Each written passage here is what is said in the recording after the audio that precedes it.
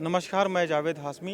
मैं आज अमेठी में हूँ, गौरीगंज में, और हमारे साथ हैं कांग्रेस के प्रत्याशी किशोरीलाल शर्मा जी।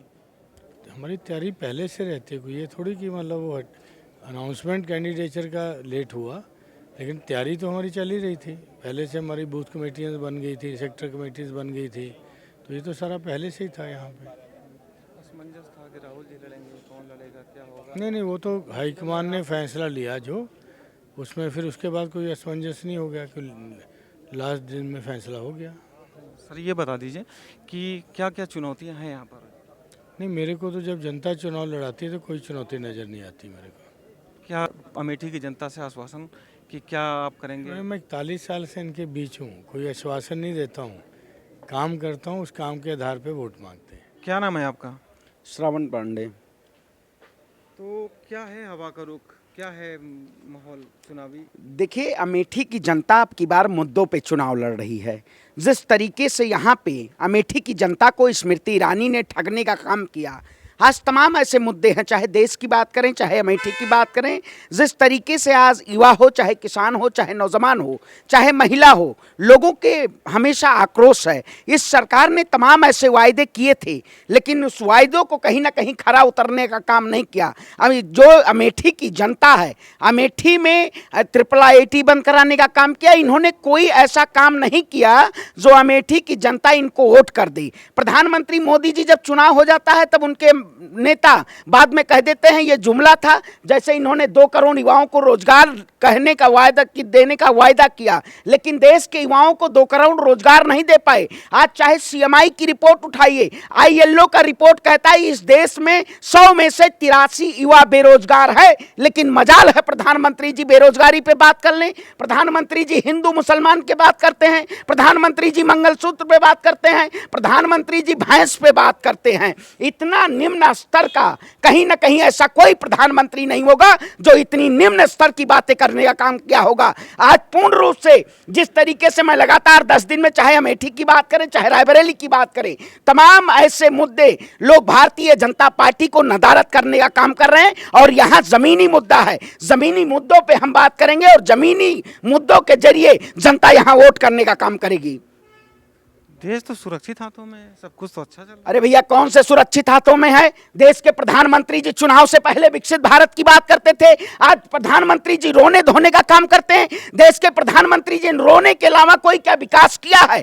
क्या इन्होंने देश के किसानों को न्याय देने का काम किया? जो सरकार कहती हुई थी बहुत हुई महंगाई की मार, अब की बार मोदी सरकार, अरे कहां सोई है मोदी सरकार? देश में महंगाई में त्राहिमाम त्राहिमाम है, देश की जनता परेशान है, लेकिन प्रधानमंत्री जी हिंदू मुसलमान के नाम पे, राम के नाम पे, अरे राम के नाम पे वोट कोई नहीं देगा। राम के नाम पे सिर्फ और सिर्फ भिक्षा मिलती है। अगर प्रधानमंत्री जी को भिक्षा चाहिए तो राम के नाम पे मांग ले। आज राम के आस्था का प्रतीक है, लेकिन इन्होंने राम का राजनीतिकरण करने का काम किया है। यह देश की जनता माफ नहीं करेगी। देश के प्रधानमंत्री को गद्दी से उतार फेंकने का काम करेगी। यह सिर्फ लड़ाई हमारी नहीं है, यह इस देश में संविधान बचाने की लड़ाई है, जो बाबा साहेब भीमराव अंबेडकर ने हमारे संविधान को दिया। हमारे संविधान में एकता, समानता, सबको न्याय देने का काम किया। उस न्याय की लड़ाई राहुल गांधी लड़ रहे हैं, और राहुल गांधी ये देश की जनता को न्याय देने का काम करेंगे। आप बताइए, प्रधानमंत्री जी जब कन्याकुमारी से कश्मीर की यात्रा चली,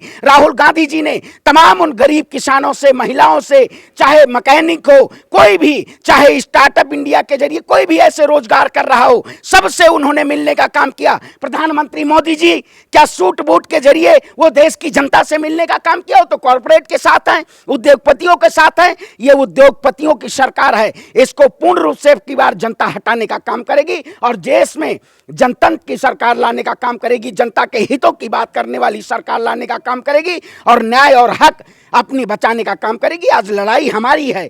ये लड़ाई जिस तरीके से गोरे अंग्रेजों ने इस देश को लूटने का काम किया था, ये काले अंग्रेजों ने हमारे देश को लूटने का काम किया। आज बताइए, कहां है अडानी जी का टेम्पू?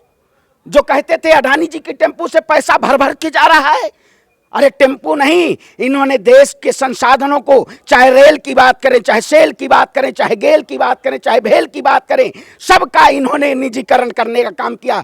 आज देश में टेलीकॉम सेक्टर में आप जाके चले जाइए, टेलीकॉम सेक्टर में जॉब क्राइसिस है, एफएमसीजी सेक्टर में चले जाइए, ऑटोमोबाइल सेक्टर में चले जाइए, जितनी भी भारत में इन्वेस्टर करने वाली कंपनियां थी वो सारी शट डाउन करके अपने देश चली गई हैं। प्रधानमंत्री जी विकसित भारत की बात करते थे, नहीं करना चाहते, ये देश के हितों की बात नहीं करना चाहते, ये देश को कहीं ना कहीं गुलाम बनाना चाहते हैं। ये गुलाम बनाने वाली सरकार को अब की बार इनको बेड़ी की जंजीरों से तोड़ के उत्तराखंड के कैलाश पर्वत में भेजने का काम करेगी और यहाँ की जनता पूर्ण रूप से लड़ाई लड़ रही है और इनको 4 जून का इनका खात्मा होना तय है।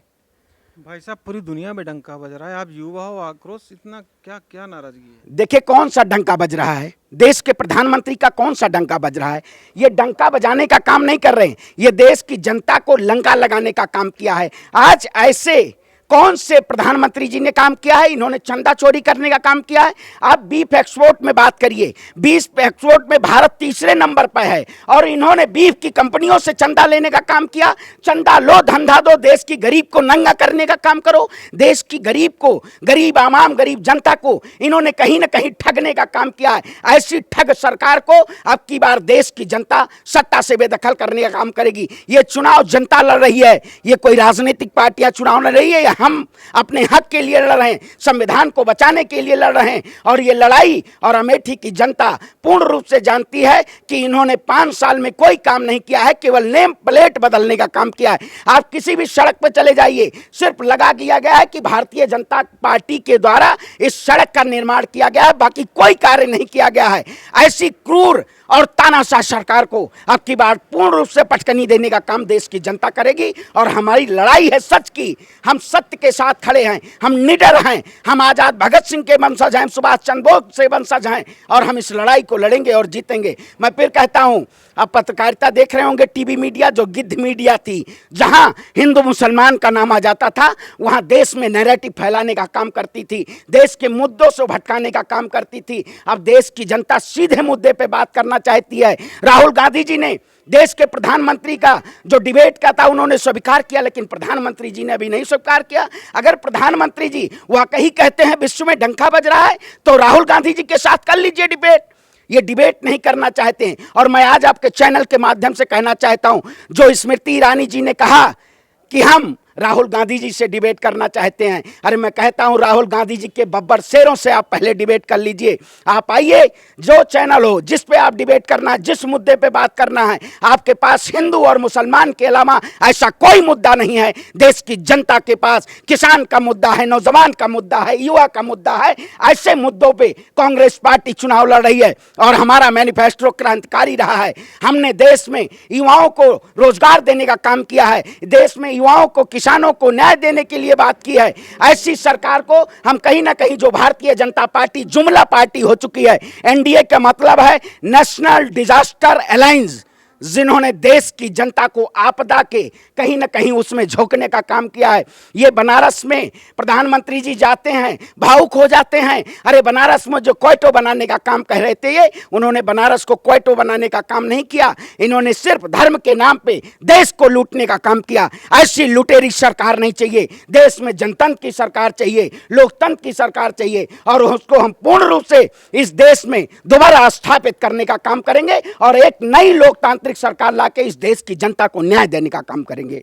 जैसे कि जनता में ये आम बात आ गई है कि संविधान खतरे में है, तो इस पे क्या कहेंगे आप? बिल्कुल, देखिए इन्होंने संविधान खतरे में नहीं है, कैसे नहीं है? प्रधानमंत्री जी तमाम पोडियम के जरिए कहते हैं। आज बताइए, देश का जब युवा सड़क पे होता है, एसएससी का छात्र दिल्ली की जंतर मंतर पे बैठा हुआ था, उस पे लाठी और डंडे बरसाने का कौन काम किया?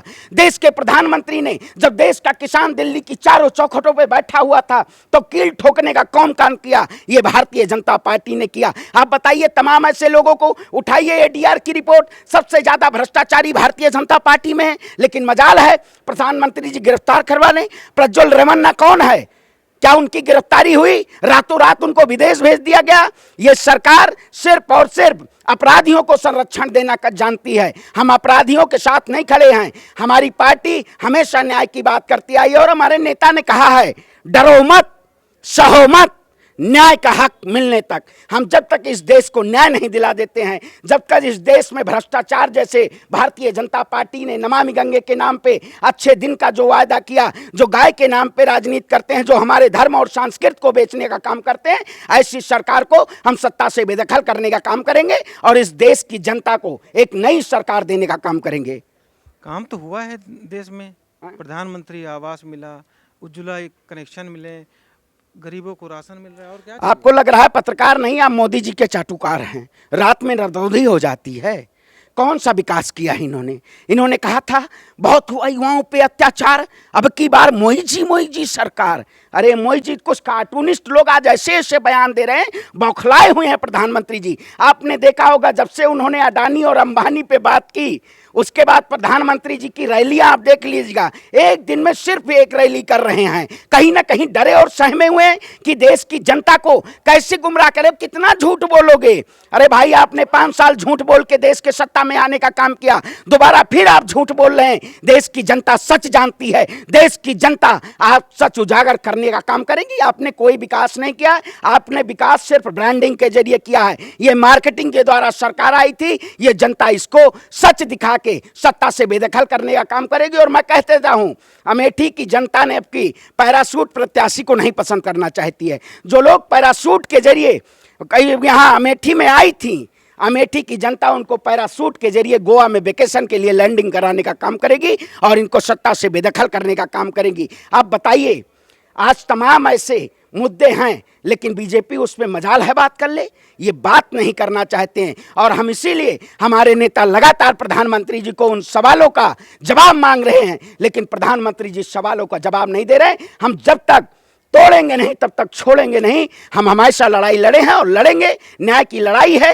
थोड़ा समय लग रहा है, लेकिन 4 जून को देश के प्रधानमंत्री झोला पैक करके कैलाश पर्वत के जाके हवन करने का काम करेंगे। देश के प्रधानमंत्री ने कोई काम नहीं किया है, सिर्फ और सिर्फ ठगने का काम किया है। ऐसा ठग प्रधानमंत्री देश की जनता को नहीं चाहिए। देश की जनता को जनता के हितों वाली बात करने वाली सरकार चाहिए। इन्होंने सभी लोगों के साथ अन्याय करने का काम किया। आपने देखा होगा महिला पहलवान जो देश में मेडल लाती हैं और हमारे तिरंगे का मान ऊपर करती हैं, उनके आरोपी के बेटे को टिकट देने का काम किया। जिसके ऊपर पास्को एक्ट के तहत मुकदमा लगा था, उसको जेल की सलाखों के पीछे नहीं डाला गया, उसको सत्ता के संरक्षण में चुनाव लड़ाने का काम किया गया। तो ये बलात्कारी पार्टी है, भ्रष्टाचार पार्टी है, युवाओं के ऊपर उत्पीड़न करने वाली पार्टी है, किसानों के ऊपर लाठी और डंडे बरसाने वाली पार्टी है। ऐसी पार्टी को पूरे देश की जनता अब की बार सत्ता से बेदखल करने का काम करेगी।